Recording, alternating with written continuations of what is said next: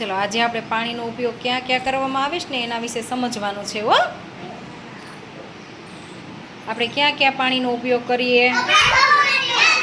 સરસ, કપડાં ધોવા માટે. બીજું?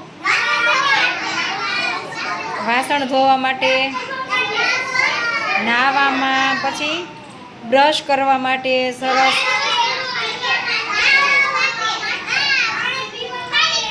હા, પાણી પીવા માટે. હા, હેન્ડવોશ માટે. સરસ. પછી હા, બ્રશ માટે. પછી ઝાડ છોડના ઉછેર માટે. શેના માટે? હા, એને પાણી પાવું પડે ને. ઝાડ છોડને પાણી ન પાવી તો શું થાય? સુકાઈ. હા, સુકાઈ જાય અને પાંદડાય ન હોય, ખરી જાય ને પાંદડા. સરસ, તો એને પહેલાં આપણે પાણી પાવું જોઈએ. અને એક સાફ સફાઈ કરવા માટે પણ પાણીની જરૂર પડે. શેના માટે? હા, આપણે ઘરે કચરા પોતા કરવા હોય તો પોતા મારવા માટે શું જોઈએ? પાણી. સરસ